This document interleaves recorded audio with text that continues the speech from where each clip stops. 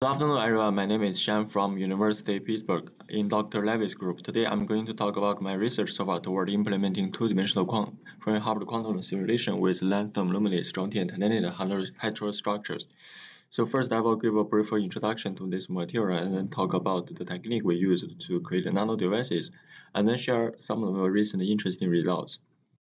So, lanthanum aluminate strontium titanium, or LaSTO, is made up of two perovskite oxides, which was found to hold high mobility two-dimensional electron gas back in 2004.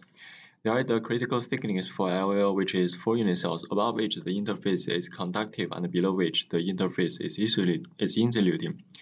Such metal insulating transition can also be achieved by applying baguettes at the sample, which is also reversible. Due to the polar nature of LAO and the broken inversion symmetry at the interface, the spin-orbit coupling can also be electronically tuned. LASTO was found to be superconducting below the temperature of 300 millikelvin, though not high. The fact that there being a superconducting regime itself is a mystery, and this superconductivity can also be electronically tuned. Last but not least, there is also tunable magnetism built in the LASTO heterostructure. So those abundant varied electronic tunable interactions makes LASTO a good candidate for quantum simulation. In our lab, the most commonly used sample was LAO of 3.4 unit cells. With this specific thickness, we were able to use an AFM to write nano devices. So first, we introduced the interface contact, and then bring in a conductive AFM tape. Apply voltage to the tape and move it around on the surface of LAO. Positive voltage will cause two-dimensional electron gas to accumulate at the interface and thus make it conductive, and negative voltage can erase that. Such process is reversible and with a resolution determined by the size of the tape, and the best we can achieve so far is about 2 nanometer. So with this technique, our group has made many interesting devices and has some very interesting results. So such as the sketch field effect transistor, single electron transistor, and the discovery of the paired electrons out of superconducting regime, and the tunable electron interactions by the virtual circuit. Last year, we also have a paper about quantum ballistic transport, where we use an AFM type to write a waveguide, where the mean free path length of the electrons was found to be can achieve a maximum of 20 micrometer compared to 2D devices. And also have a paper published last year showing evidences showing evidence that the superconducting behavior might exist only at the boundary of the nanowire, not in the body. So both out of the curiosity and the startup of writing Hubbard Hamiltonian to the devices, we created such devices, such cross-nanowire devices. The nanowires were separated by 15 nanometer horizontally and vertically, and the width of the nanowires has a typical value less than 10 nanometer. On the right is an actual device, so the blue part is STO, red part LO, and the gold part is the interface contact, and the green rectangles are written by the AFM tape to connect it to the device. And the device was made up of 30 horizontal and 30 vertical lines of 1.5 micrometer. We put this device into the dilution fridge, and here are some interesting results. So first, we found some asymmetry in the magnetoresistance. The magnetic field is out of plane, and here is the magnetoresistance. As you can see, the magnetoresistance is not symmetric, with a minimum locating up at about -7 Tesla. We manipulate with other configurations, like across other edges and even across the diagonal lines. The symmetry persists in all the configurations. And I want to mention that such asymmetry only occurs for this specific cross-nanowire devices, not for other devices. And such asymmetry is repeatable. And I also want to note that there is no hysteresis in the magnetoresistance. So we not only play around with the configurations, we also vary the backgates, which is applied at the back of the STO. Here is an intensity graph showing the magnetoresistance versus backgates at the different magnetic field. As you can see, the symmetry persists at all the backgates we apply, and it seems that the magnetoresistance can be tuned by the backgate to some extent, though we need more data to characterize the effect of the backgates has on the magnetoresistance.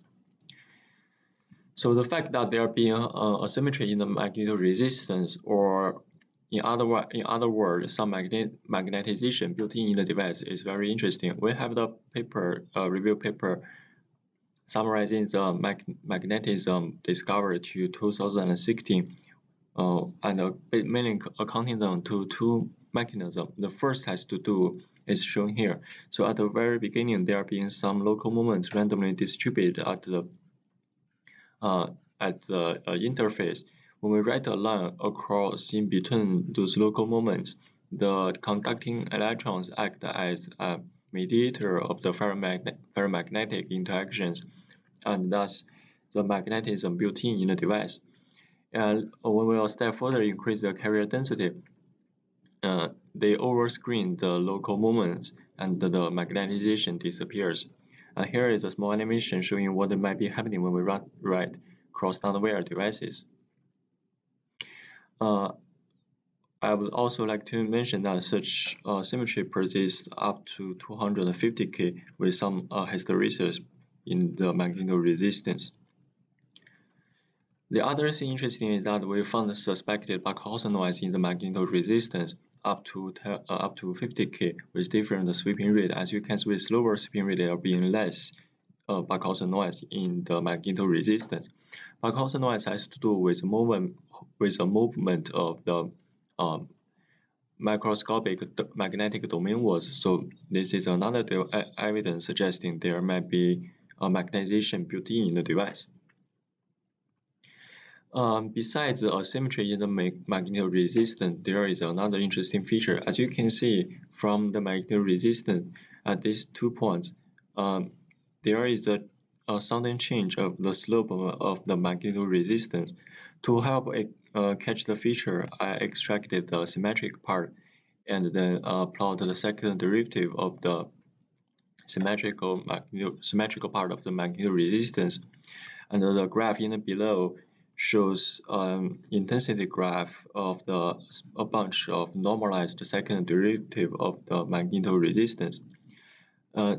These two peaks is corresponding to the red region here, which is where the sudden change the slope happens. As you can see, when we lower the backgates, these two critical features diverge as we lower the backgate. So as for the reason why there being a sudden change of the slope of the magnetoresistance, we think it has to do with the breaking of the paired electrons out of superconducting regime, which in turn align with the external field and change the effective magnetic field the device feels. As for the paired electrons out of superconducting regime, it will show in this set of data. So far we have been working on the more conducting regime. In less conductive regime, we can review the subbands of the device. We think that with lower backgates, the 2D devices will tend to behave like 1D devices with some path made through from the source to the drain. And here is the intensity graph showing the transconductance of the device of the magnetoresistance versus the backgate and the magnetic field. Still, to better catch the feature, I extracted the symmetric part. As you can see, if you look closer, you may see that there are being multiple splittings of the splitting and recombination of the subbands, as indicated here at about 4 Tesla, 11 Tesla, 13 Tesla, and 16 Tesla.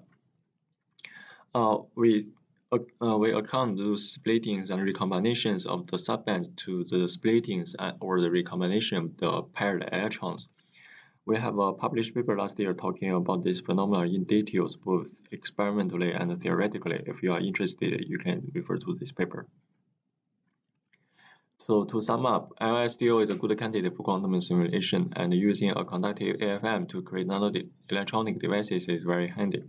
We are at the beginning of the exploration of a wide range of two-dimensional devices with properties that can be engineered with a conductive AFM tip, both as the electronic system and more, or even as a spin system. So here are some other talks from our groups if you are interested. Thanks for your attention.